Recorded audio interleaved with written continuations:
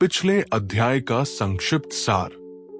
आरव मोरेटी को डायरी में अपनी बहन मेलिसा मोरेटी का नाम मिला, लेकिन इससे पहले कि वह और कुछ समझ पाता, दो अजनबी उसके कमरे में घुसने की कोशिश करने लगे। उन्होंने उसका नाम पुकारा, जिससे साफ था कि वे उसी की तलाश में थे। आरव किसी तरह खिड़की से कूदकर बच निकला, लेकिन अब सवाल यह था, ये लोग कौन थे और वे उसे क्यों ढूंढ रहे थे? अब उसे इस शहर के बारे में जानकारी इकट्ठा करनी होगी और मेलिसा मोरेटी को खोजने का पहला कदम उठाना होगा। रात का अंधेरा धीरे धीरे छंट रहा था। तेजपुर नगर की सड़कों पर हलचल बढ़ने लगी थी। घोड़ा गाड़ियों के पहियों की खड़खड़ाहट, फुटपाथ पर चलते लोगों की फुसफुसाहट और अखबार बेचने वालों की ऊंची आवाजें हवा में घुल रही थी। आरव एक गली में छुपा हुआ खड़ा था। उसकी सांसें अब भी तेज थी। अब क्या? उसने खुद से सवाल किया। मुझे मेलिसा मोरेटी के बारे में कुछ पता करना होगा, लेकिन कहां से शुरू करूं? उसने आसपास नजर दौड़ाई। कुछ दूर एक पुरानी इमारत पर उसे एक बोर्ड दिखा, तेजपुर नगर का केंद्रीय पुस्तकालय। ये एक सही जगह थी।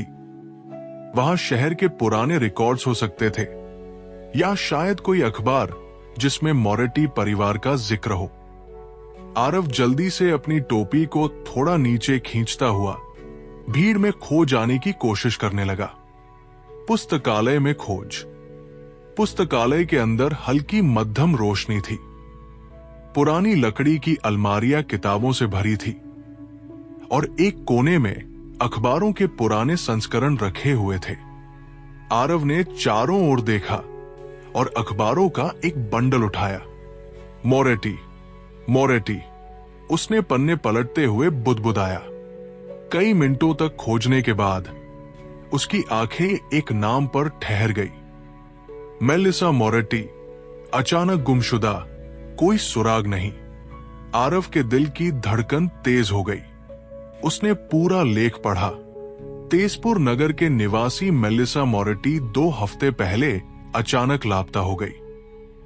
उनकी अंतिम बार देखा गया जगह रेलवे स्टेशन के पास थी, लेकिन इसके बाद उनका कोई सुराग नहीं मिला। स्थानीय पुलिस को अब तक कोई ठोस सबूत नहीं मिला है। आरव ने अखबार को कसकर पकड़ा।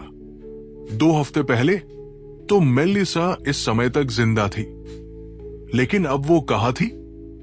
एक रहस्यमयी आवाज, क्या तुम उसे ढूंढ रहे हो? आरव ने चौंक कर देखा। उसके सामने एक बूढ़ा आदमी खड़ा था, जिसकी आंखों में अजीब सी चमक थी। तुम्हें यह नाम कहां मिला? आरव ने बिना सोचे समझे पूछा।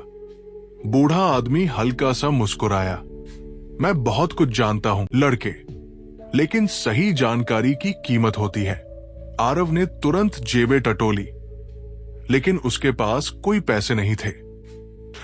बूढ़े आदमी ने हल्का ठहाका लगाया। मुझे पैसों की जरूरत नहीं। अगर सच में जानना चाहते हो तो कल रात रेलवे स्टेशन के पुराने गोदाम में आओ। वहां तुम्हें तुम्हारे सवालों के जवाब मिल सकते हैं। आरव उसे ध्यान से देखने लगा।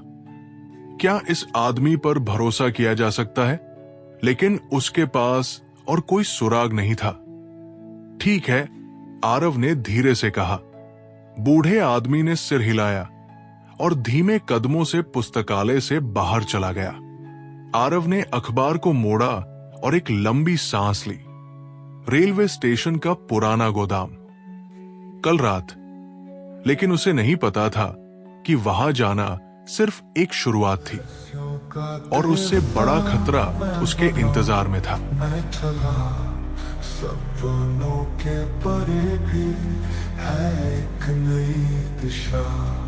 जादू की लकीरें, तकदीर का खेल, क्या मैं ही हूँ सच्चाई का मैं?